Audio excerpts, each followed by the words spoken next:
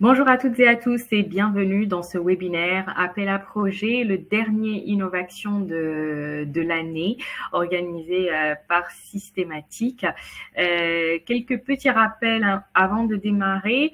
La session est enregistrée, vous recevrez le lien du replay à la fin de ce webinaire. Vous pouvez également télécharger les slides en faisant un clic droit sur le support qui s'affiche.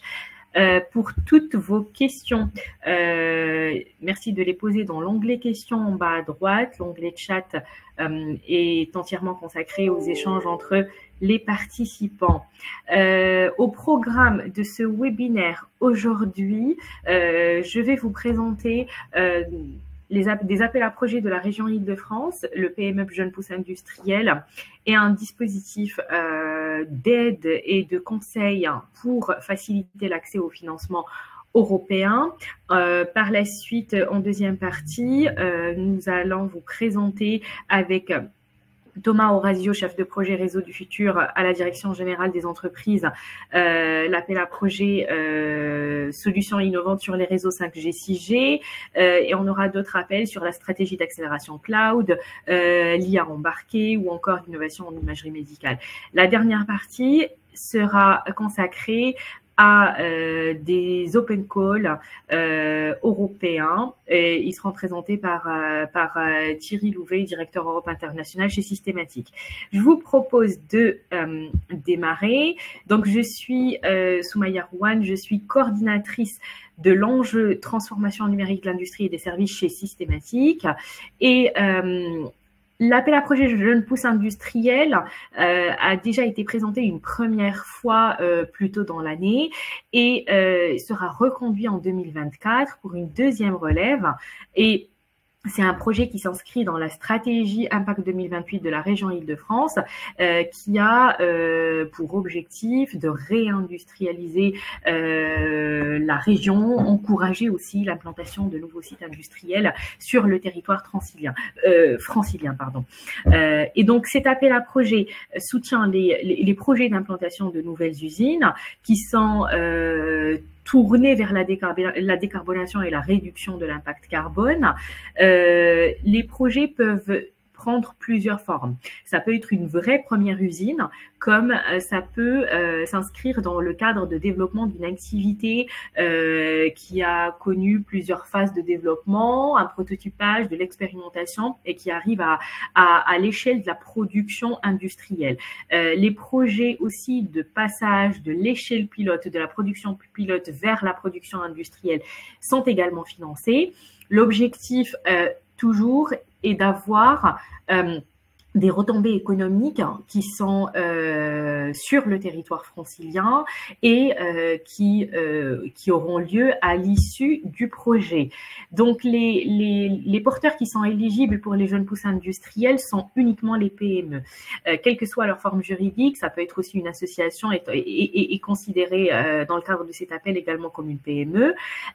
Les critères à respecter concernent le nombre de salariés qui doit être inférieur à 250 salariés. Le chiffre d'affaires ne doit pas dépasser 50 millions d'euros et le bilan doit être limité à 43 millions d'euros. Au-delà de ces chiffres-là, la PME ne peut pas prétendre à un financement dans le cadre des jeunes pousses industriels. Donc l'établissement qui sera créé doit être sur le territoire francilien. Une entreprise qui souhaite s'implanter en région dans le cadre de ce projet-là sera également éligible au financement. Donc, le financement, c'est uniquement sous forme de subvention. La subvention, elle est limitée à 1 million d'euros. Ce financement peut aller jusqu'à 1 200 euros pour les projets qui s'implantent dans les zones de reconquête économique. Le taux de subvention, il est de 50%, il est limité à 50% des dépenses éligibles. Et bien sûr aussi dans la limite de la capacité de l'entreprise à débloquer des fonds public. Donc, dans tous les cas, la subvention de la région ne pourra jamais dépasser, ne pourra jamais dépasser les fonds propres, le total des fonds propres de l'entreprise qui candidate. Les dépenses qui sont financées dans le cadre de l'appel Jeunes Pousses industriels sont l'investissement matériel et immatériel est éligible, le conseil pour l'industrialisation des process, pour le passage de la PME à la PME industrielle qui produit, bien sûr des recrutements et des recrutements liés aussi à ces fonctions-là sur la partie industrialisation et tous les aspects innovants autour du projet qui peuvent toucher à l'efficacité énergétique, au recyclage ou au process pur. Donc, voilà pour les jeunes pousses industriels. Et la prochaine relève aura lieu le 24 janvier prochain et d'autres relèves seront également programmées durant l'année 2024.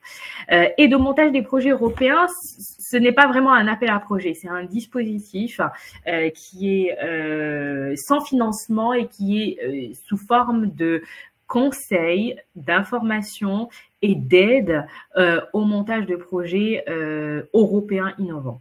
L'objectif, c'est de faciliter l'accès à l'information à travers du conseil, des rendez-vous individuels, des réunions d'information, des newsletters autour des appels à projets européens. Le conseil se fait tout au long de la candidature, de la phase de montage jusqu'au dépôt.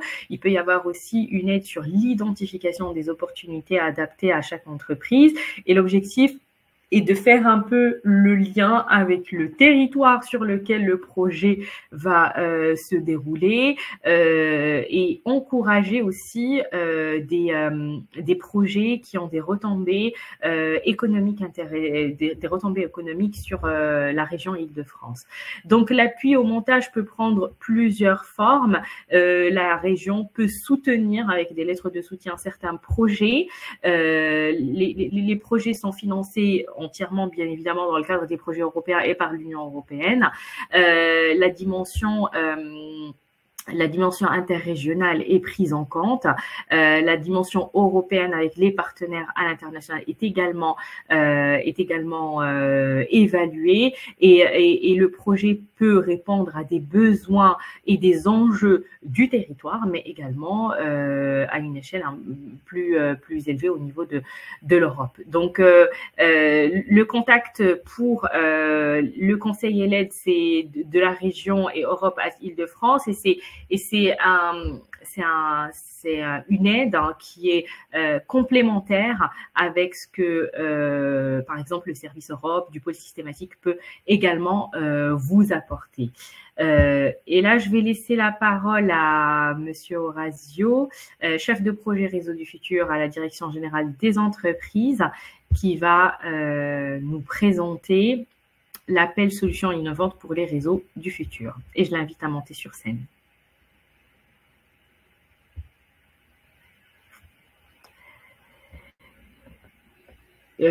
Si Monsieur Orazio ne peut pas tout de suite se connecter, voilà, je le vois. Bonjour à tous. Bonjour. Bonjour à tous. Je vous laisse la parole. Vous m'entendez bien? Très bien. Merci. Merci à Patrick pour l'invitation. Donc, je précise qu'aujourd'hui, l'objectif est de vous présenter très rapidement donc l'appel à projet Solutions innovantes pour les réseaux du futur, 5G, 6G, notamment le contexte dans lequel s'inscrit cette AAP, parce que nous avons un webinaire dédié à la présentation le 7 décembre de 15h à 16h. Donc, il y aura la date exacte à la fin de la rapide présentation qui va être faite aujourd'hui pour tout le monde. Donc très rapidement, je souhaitais vous présenter un peu la stratégie d'accélération donc 5G et futures technologies de réseau qui s'inscrit dans le cadre du plan France 2030. Donc celle-ci est coordonnée au niveau national par la Direction générale des entreprises, au ministère de l'économie et des finances, en lien avec d'autres ministères. Il La France mobilise 735 millions d'euros à horizon 2025 sur ces technologies, donc sur différents sujets, notamment différents AAP, et a pour ambition d'atteindre par effet de levier 1,7 milliard d'investissements d'ici 2025. Donc, la stratégie est divisée en 4 axes principaux. Le premier vise à développer à développer les usages industriels de la 5G, donc plutôt axé justement qu'à l'usage 5G. Le deuxième vise le développement de solutions françaises sur les réseaux télécoms. Le troisième, la consolidation des forces de recherche et développement sur les technologies de réseau. Et quatrième, sur le renforcement de l'offre de formation. Donc, de mon côté, je suis plutôt axé sur les offres 2 et 3 de la stratégie, à savoir l'idée générale est de développer des technologies, tant au niveau de la recherche publique qu'au niveau des entreprises privées, permettant de répondre aux enjeux actuels et futurs du réseau télécom, et notamment avec en tête de notre côté une vision aussi sur la 6G, qui arrivera, dont les débats au sein des normes de standardisation commenceront l'année prochaine pour définir les spécifications techniques. Donc, l'appel à projet en cours, qui en est qui a eu sa troisième relève en novembre, a 3 principaux objectifs. Il s'inscrit dans les axes 2 et 3 de la stratégie que je viens de vous présenter. Donc, ces principaux objectifs sont de soutenir les solutions souveraines 5G, qui garantissent un haut niveau de sécurité et de fiabilité, améliorer l'impact environnemental des réseaux télécoms et soutenir les travaux de R&D et de développement industriel qui visent à anticiper les évolutions de la 5G à l'arrivée de la 6G. Plus précisément, les projets visés, donc l'AAP est ouvert à tout acteur. Les consortiums sont particulièrement appréciés et si vous faites des projets collaboratifs, les taux d'aide peuvent être aussi remontés. Le projet pour une entreprise, une grande entreprise, doit avoir un montant total de 2 millions d'euros. Et ceci a baissé à 1 million d'euros pour les PME. Les aides de l'État, donc comme tout appel à projet, vous pouvez trouver le cahier des charges en ligne sur BPI France, décrivant un peu plus précisément les aides de l'État et comment est-ce qu'on peut calculer les aides en fonction des types de dépenses. Ça sera aussi présenté au moment du webinaire le 7 décembre. Mais très rapidement, ça peut aller de 25% pour les grandes entreprises jusqu'à 70% pour les petites entreprises en fonction du type de dépenses. Sur les technologies visées, c'est très vaste, très ouvert. L'objectif, c'est vraiment de développer les solutions technologiques et donc d'anticiper un peu les évolutions de réseau.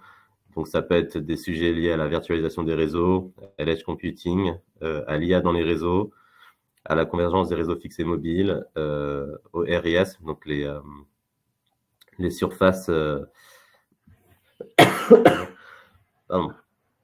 les enjeux de réflexion des ondes sur les surfaces et à la gestion des ressources réseau. Mais ce sont que des exemples. On est très ouvert au niveau technologique là-dessus.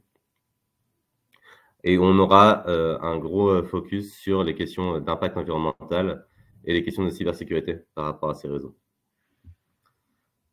Par rapport à ces projets, pardon. Les critères de sélection de ces projets sont donc le caractère innovant du projet et la valeur ajoutée des produits ou services développés, la qualité du modèle économique et l'impact socio-économique du projet, notamment en termes d'emploi. On aura un regard sur les emplois créés à partir du projet, la pertinence des partenariats proposés dans le cadre d'un consortium, l'impact environnemental, même si votre projet n'a pas pour ambition d'améliorer l'impact environnemental des réseaux, il y aura une demande spécifique sur l'estimation de l'impact environnemental, mais qui est commune à tout projet en lien avec France 2030. Les développements en termes de propriété intellectuelle, notamment les brevets et si jamais les questions de standardisation associées aux brevets, notamment, qui nous intéressent particulièrement, et les efforts d'entreprise pour inclure des acteurs du monde de la recherche au projet. Et j'ajouterai aussi des grandes entreprises d'ajouter des PME et des startups à leur projet. Donc, le calendrier, comme je vous ai dit, nous avons un webinaire qui sera beaucoup plus précis en termes de présentation de l'AAP le 7 décembre à 15 h. Si vous n'avez pas reçu l'invitation, merci de me le signaler et on vous l'enverra. Et la prochaine relève est le 28 février 2024. Nous sommes en train de négocier en interministériel pour essayer de prolonger l'AAP par la suite, mais retenez quand même cette date du 28 février 2024 pour la prochaine relève des dépôts. Merci à tous. Donc, je vous mets nos deux adresses mail, donc à moi-même et ma collègue Oumaima Eboumadi, pour répondre à vos questions, si vous avez des questions tant sur l'AAP que de manière générale sur des projets que vous voulez soumettre.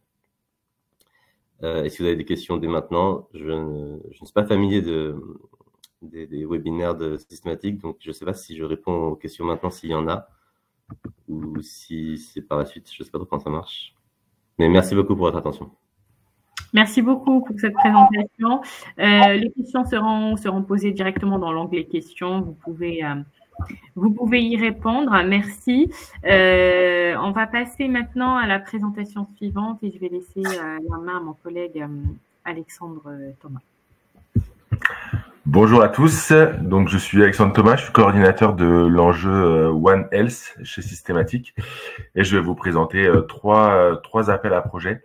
Le premier, le premier qui est dédié donc à l'espace de données mutualisées et stratégie d'accélération cloud.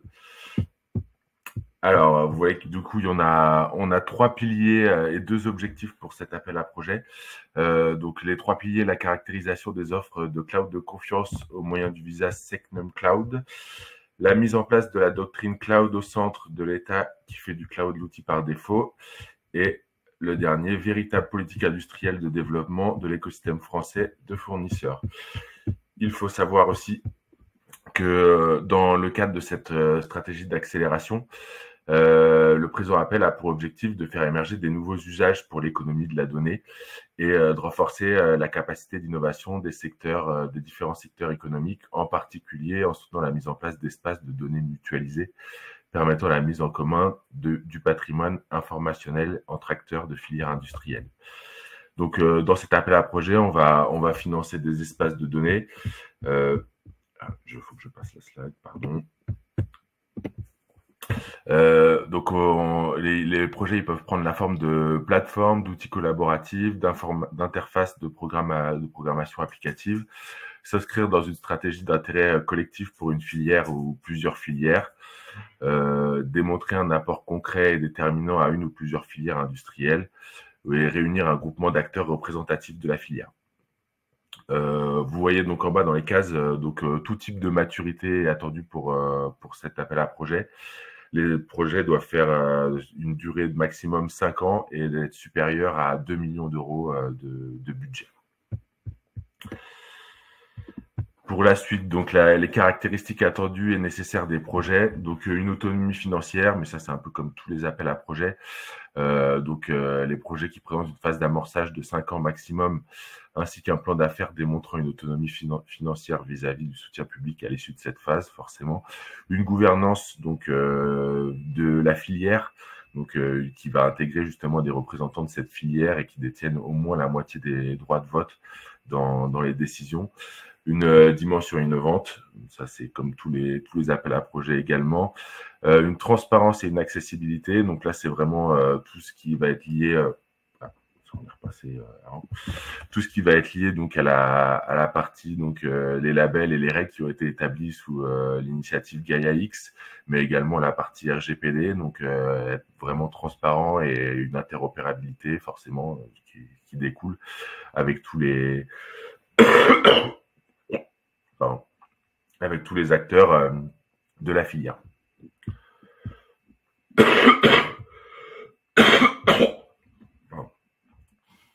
Les exemples de projets éligibles.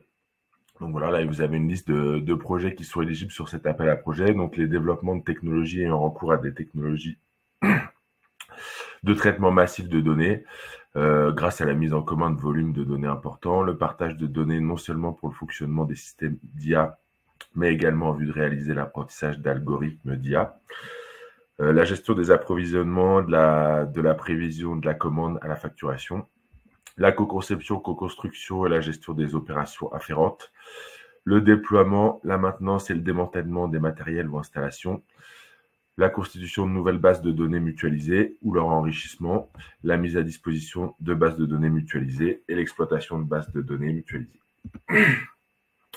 Là, vous avez quelques exemples de projets qui ne vont pas être éligibles à cet appel à projet. Donc, un projet dont le développement est limité à un nombre restreint d'acteurs. Là, comme je vous disais, on parle vraiment d'avancer pour toute une filière, voire plusieurs filières. Un projet de R&D mutualisé entre plusieurs entreprises et un projet de communication ou de sensibilisation en faveur d'une filière ou d'une thématique portée par une filière.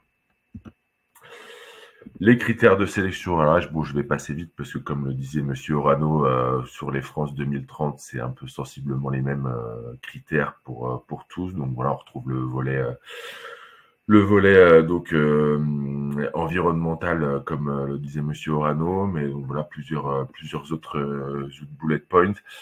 Pour le volet environnemental, voilà, le but c'est comme on le disait, c'est pas vraiment de faire une avancée dans ce secteur-là, mais au moins de pas dégrader les performances environnementales actuelles. Donc rester sur le même principe. Ok. Donc là, voilà, ça continue. Hein. De toute façon, vous aurez les slides qui vous seront envoyés, donc vous aurez le détail un peu de tous ces critères de sélection. Là, celui en particulier, donc comme je disais, c'est vraiment le lien avec Gaia-X qui va être important. Les choses qui sont déjà lancées, l'interopérabilité des projets avec l'existant, donc pour être en phase avec toute la filière. Je peux enlever ça. Là, voilà, j'en ai parlé juste avant, la partie performance environnementale et impact sociétal. Donc voilà, il y a pas mal de critères aussi sur ce volet-là.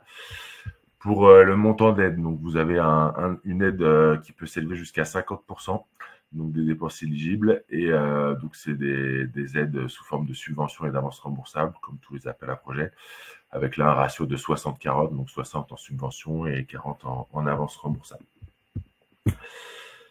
Voilà. Pour les dépôts, donc la deadline définitive, en tout cas pour l'instant, de l'appel à projet, elle est fixée au 5 juin 2024. Il y a une prochaine relève dans 6 jours, donc c'est un peu léger. Mais donc voilà, vous pouvez viser celle du 5 juin. Donc voilà, après le détail de comment ça se passe, le dépôt du dossier, une première session, donc audition avec les financeurs, et après, si c'est validé, l'instruction approfondie. Vous avez du coup les adresses et mails des contacts des personnes qui s'en occupent à BPI, et le lien vers le cahier des charges et la page dédiée sur le site de la BPI. Voilà, si vous avez des questions, n'hésitez pas dans l'onglet questions. Je pense que je vais faire les trois à la suite et je répondrai aux questions dans le chat directement, s'il y en a. Le prochain appel, donc solution d'intelligence artificielle embarquée. Donc là, voilà, cet appel, appel assez court, hein, deadline 18 janvier, donc c'est très bientôt. Cet appel à projet vise à soutenir les innovations matérielles et logicielles liées aux applications d'IA embarquées depuis leur conception jusqu'à la démonstration de leur efficacité en situation réelle. Donc là, on va détailler 2 volets. Un premier volet, donc, qui va plutôt être axé sur le déploiement de la solution, et le deuxième volet plutôt axé sur la maturation. Donc dans cette stratégie, voilà, c'est les investissements publics déployés par la stratégie cherchent ainsi à accompagner la création d'une offre française de composants. Donc voilà, c'est vraiment axé sur la partie française, développer justement cette compagnie française. Et donc essayer d'apporter un peu de grain à moudre, en tout cas sur ce volet-là, par rapport aux autres pays, voilà, qui sont bien implantés sur cette thématique. Donc voilà, vous avez la différenciation des 2 volets dans leur finalité. Donc pour le volet démonstration, donc le but ça va être de faire une démonstration d'une fonctionnalité d'IA embarquée. Et la partie maturation, plutôt le développement d'architecture ou de plateforme hardware dédiée à l'accélération d'IA dans les systèmes embarqués, plutôt de l'existant. Nature des projets, donc collaboratifs essentiellement pour démonstration, mais on peut avoir des projets monopartenaires pour la partie maturation. Vous avez le seuil de dépenses total minimum, donc 4 millions pour les collaboratifs et 2 millions pour le monopartenaire du volet B maturation. avec les TRL cibles à la fin du projet. Enfin. Alors, pour plus rentrer dans le détail, donc dans le premier volet, donc déploiement, donc là, ça vise des projets collaboratifs à horizon 2-3 ans. Et donc, le but, c'est d'avoir un démonstrateur mettant en œuvre une IA au sein d'un système embarqué, dédié à un cas d'usage clairement identifié. Donc là, le but, ce sera de valider l'intégration de nouvelles offres technologiques et de favoriser l'adoption des nouvelles technologies au sein des industries d'application. Des petits exemples de sujets qui pourront être traités dans ce premier volet. Donc, l'intégration dans un système embarqué fonctionnel de composants hardware et d'outils logiciels innovants dédiés à la réalisation d'IA en local. L'optimisation de la puissance de calcul et de la consommation énergétique. Et la mise en œuvre d'une IA fiable et explicable dans les systèmes embarqués critiques. Pour le volet B, donc là, plutôt le volet maturation. Donc là, on cible des projets donc individuels et collaboratifs à 3-5 ans et une validation de l'application embarquée ou en périphérie de modèles d'apprentissage machine sur des architectures matérielles particulièrement avancées, notamment le neuromorphique. Encore une fois, quelques exemples de sujets pouvant être traités dans ce volet. Donc, la conception d'architecture de composants dédiée à l'accélération d'algorithmes d'apprentissage automatique en environnement embarqué. Donc, voilà, on retrouve le neuromorphique, les réseaux de neurones impulsionnels, pardon. La conception de plateformes matérielles, la co-ingénierie, la mise en œuvre d'une efficacité énergétique accrue et de capacité de traitement améliorée par les composants d'IA à la périphérie. La conception de systèmes d'accélération IA, notamment en open source. Donc là, ça peut intéresser notre autre hub open source, en tout cas chez Systématique. La conception de composants optiques et circuits intégrés photoniques. Donc là, pareil, vous retrouvez un autre hub de Systématique qui pourrait être intéressé par cet appel à projet. Au niveau des subventions, donc là, on différencie deux cas, un cas général et un cas d'une collaboration effective. Alors, je vous détaille dans la slide, dans le prochain appel à projet que je vais présenter, il y aura le détail de ce qu'est une collaboration effective. Mais donc voilà, vous avez un abondement de financement sur ce volet, si c'est une collaboration effective donc, du projet. Donc, ça monte jusqu'à 60% pour les petites entreprises, 50% pour les moyennes et 40% pour les grandes entreprises. Pardon. Également, donc, subvention et part d'avance remboursable.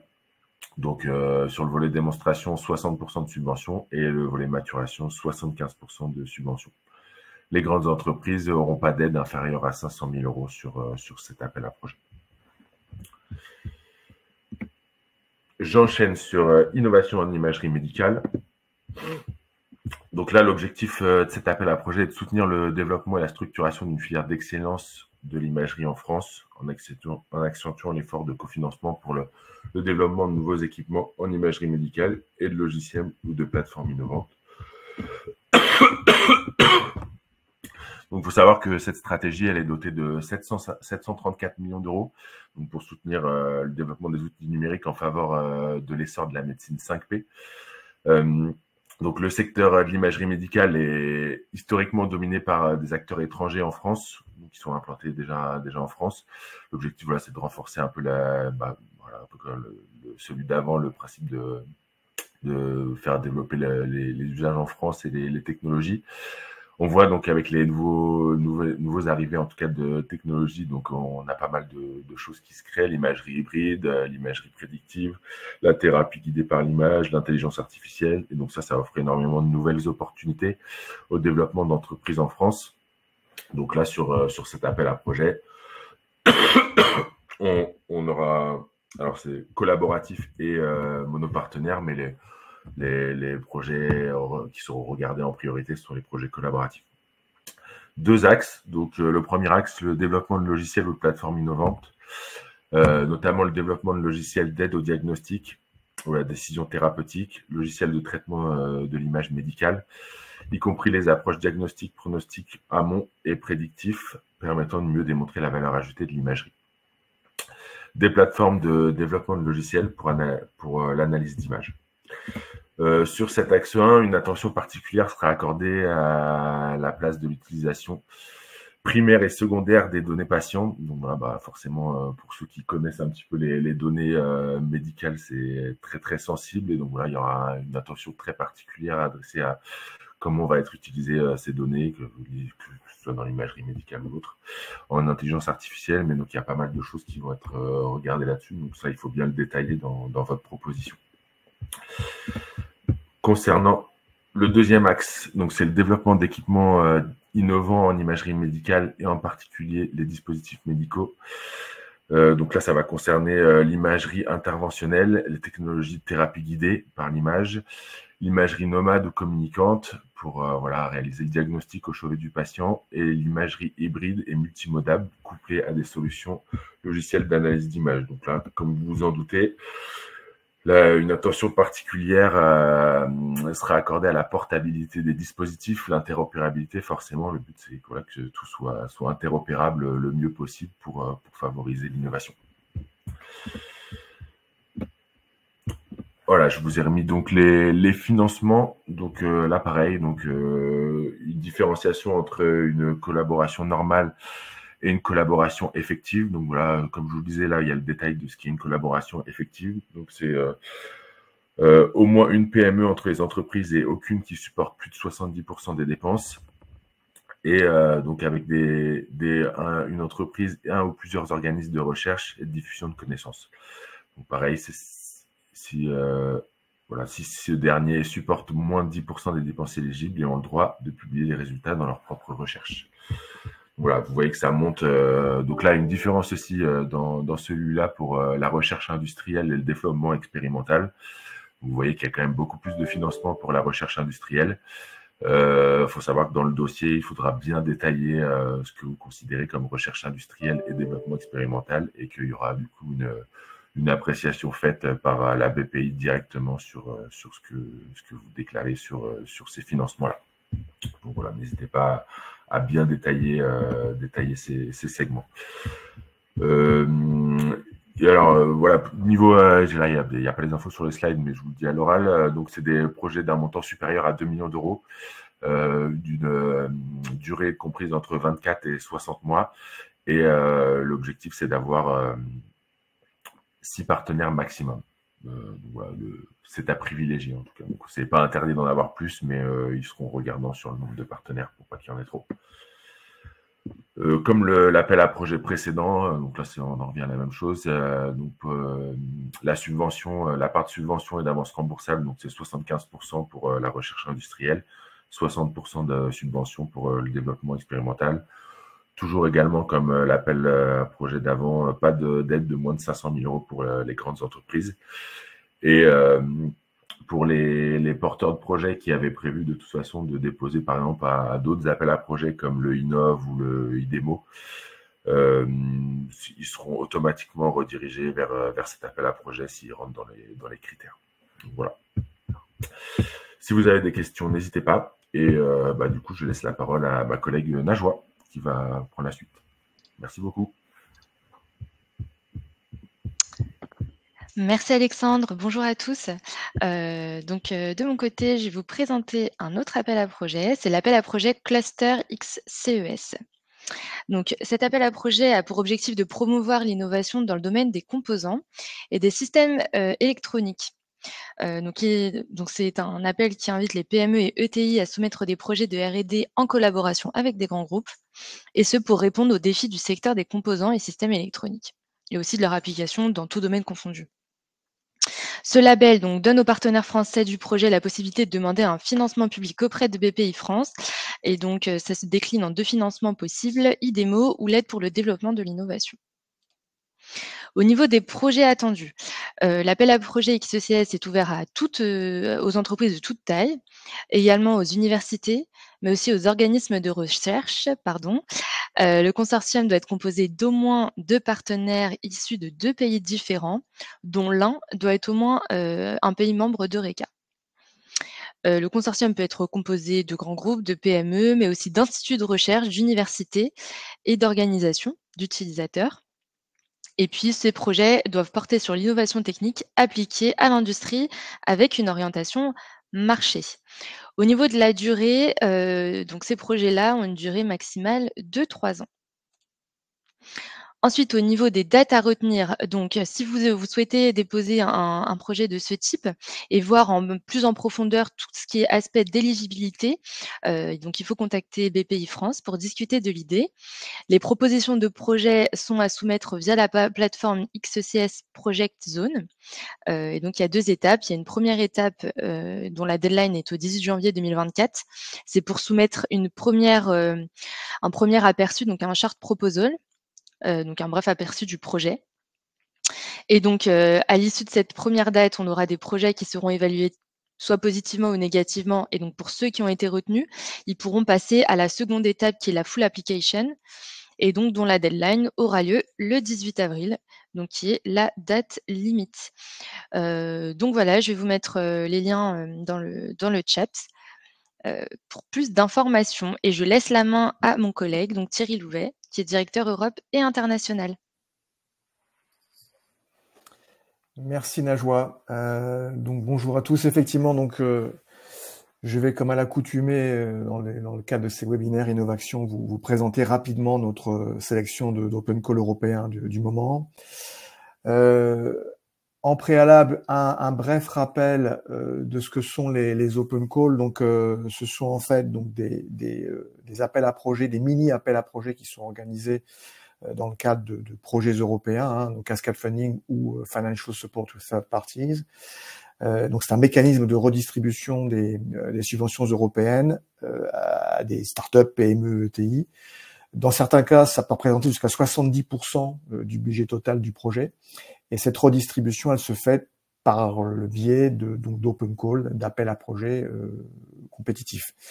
À l'issue de ces open calls, vous pouvez obtenir soit des subventions, soit participer à des programmes d'accompagnement, voire avoir accès à des connaissances dans vos domaines, dans les domaines dans lesquels vous êtes actifs. Pour exemple, on est donc nous systématiques partenaires de projets dans lesquels il y a ce type de mécanisme.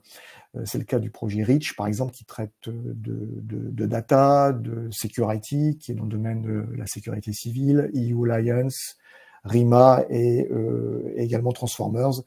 Donc, si vous voulez avoir plus d'infos sur ces projets, vous pouvez les regarder sur notre site web ou directement sur les sites des projets concernés.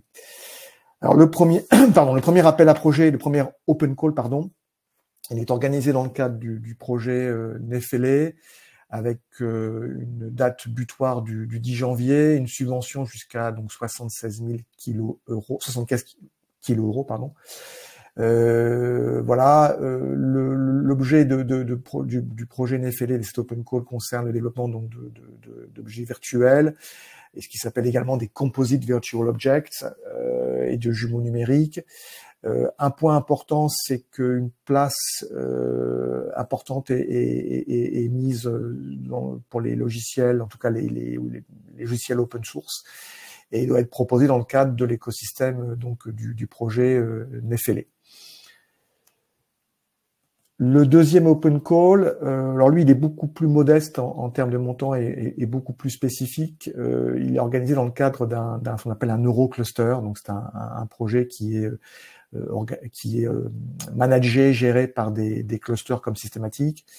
Donc AIBC, AIBC. Alors celui-là en fait permet, alors c'est un petit montant de 2 000 € par bénéficiaire, de participer, en fait, d'avoir un montant forfaitaire pour participer à des événements internationaux dans les domaines de l'intelligence artificielle et de la blockchain. Donc c'est par exemple pour participer à des sommets, à des conventions internationales, des forums, des salons, et un certain nombre de frais sont éligibles dans ce cadre-là. Donc vous pouvez voir des frais de transport, d'hébergement, etc. Enfin tous les frais qui peuvent être associés à la participation à ce type d'événement.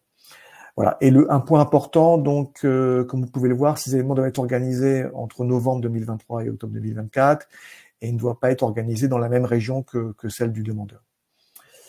Le troisième open call, Cortex 2, donc là on est sur une subvention quand même un peu plus importante, avec deux tracks. avec un montant qui peut aller jusqu'à 100 kg € et un autre qui peut aller jusqu'à 200 kg €. La différence étant, en fait, comme vous pouvez le voir en bas de cette planche, en fonction du TRL final donc Technology Readiness Level, TRL final du projet qui serait développé dans le cadre de cette open call. Donc là, on est dans le domaine de la réalité augmentée, hein, donc soit dans le track 1, le co-développement de solutions de télécoopération en réalité augmentée et étendue. Et vous avez le détail ici des topics concernés, avec une durée de 9 mois et ce qu'ils appellent des sprints, donc qui correspondent aux étapes du projet, développement, intégration, validation, avec un TRL final de 6 à 8. Et le deuxième track de Cortex, ce sont dans d'autres types de use cases, hein, qui sont listés sur la planche ici. Donc on a repris évidemment du descriptif de l'open call en question. Et là, on est sur un programme plus long de 12 mois avec 3 phases qui sont quasi similaires, hein, au track 1, mais avec un TRL final qui soit lui en l'occurrence de 7 pour le track numéro 2. L'open call suivant s'appelle TrialsNet. Donc là, on est dans le domaine des infrastructures 6G, là aussi avec des montants de subvention relativement intéressants, 200 kg € pour la première option, 300 kg € pour la deuxième.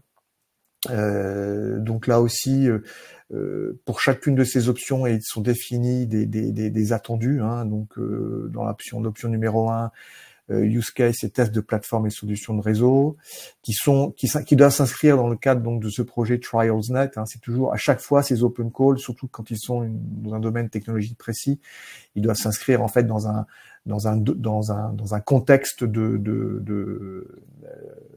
technologique qui est celui du projet, ce qui est typiquement le cas ici de TrialsNet, donc l'infrastructure qui est mise en place ou mise à disposition dans le cadre du projet.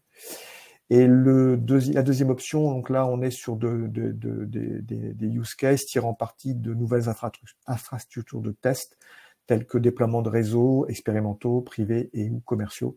Et là je vous invite à chaque fois, pour ceux qui sont intéressés par ce domaine, évidemment à regarder plus en détail le site web du projet concerné, et puis évidemment on est à votre disposition pour préciser certains points le cas échéant.